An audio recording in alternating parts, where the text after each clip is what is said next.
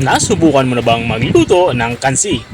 Ang masarap na putahing ito ay nagmula pa sa Iloilo. Tara, samahan mo ako. Magluluto tayo ng kansi. Simulan natin ang ating pagluluto. Nagpainit na nga ako ng kawali at nang uminit ng kawali, nilagyan ko na ito ng mantika. At nang uminit na nga yung mantika, nilagyan ko na ito ng bawang. Papalabasin lang natin yung aroma nito. At isinunod ko na din itong ating sibuyas. Pulang sibuyas nga yung ginagamit ko dito. At matapos kong mailagay yung sibuyas ay nilagyan ko na din ito ng luya. Pakatulong ito para mas maging mabango ang ating nilulutong ulam. At kapag ganito ay tsura niya, lumambot na yung ating mga sangkap panggisa ay ilagay na natin itong ating karning baka. Sa kansi nga ang ginagamit dito ay bulalo.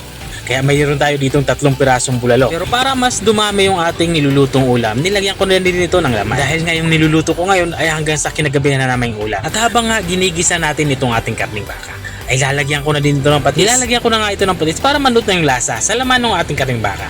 Maglalagay na din ako dito ng black pepper or pamintang durog. Saka ko ito hahaluin. At kung nanonood ka pa rin hanggang dito sa parte ng aking video, ibig sabihin ay interesado ka sa aking niluluto. Baka pwede mo naman i-comment kung taga saan ka, para alam ko kung hanggang saan umabot ang aking video. At balik tayo dito sa ating nilulutong ulam. Naglagay na nga ako dito ng tubig. Ang tubig naman ay sapat para makapagpalambot nitong ating karning baka. Nilagyan ko na nga din to ng atswete saka lemongrass or tanlad. At saka ko to tatakpan at papakuloy natin to ng mga 2 oras. At makalipas nga ng 2 oras ay binuksan ko na ito. Dito naman sa parte nito ay kitang-kita na malambot na nga yung ating karning baka. At sa parte nga ito ay tatanggalin ko na itong ating lemongrass na inilagay. Dahil hindi na natin ito yung kailangan, nakuha na natin yung katas niya. At matapos ko nga matanggal yung ating tanglad na inilagay, ay ilalagay ko na din itong ating langka. At matapos ko nga mailagay yung langka, ay tatakpan ko na ito. Papakuloy natin ito ng mga 10 minuto para maluto naman itong ating inilagay na langka. At makalipas nga ng 10 minuto ay binuksan ko na ito. Dito naman sa parte nito ay magsisimula na tayong magtimpla. Pero bago ko ito timplahan ng mga pampalasa, ay gamit itong tinidor ay tutusukin ko muna ito para sigurado akong lutong-luto na nga at malambot na yung ating langka. At dahil nga malambot na yung langka ay ilalagay ko na itong ating pampaasim. At dahil nga wala akong makuhang batuan na yung talagang inilalagay pag kansiya yung pinag-uusapan, ay sampalok na lang yung aking inilalagay. At matapos ko mailagay yung sampalok ay titimplaan ko na ito. Maglalagay nga ako dito ng patis dahil kulang pa ito sa alat. Kung wala kayong patis, okay lang naman yung asin. Walang problema yan.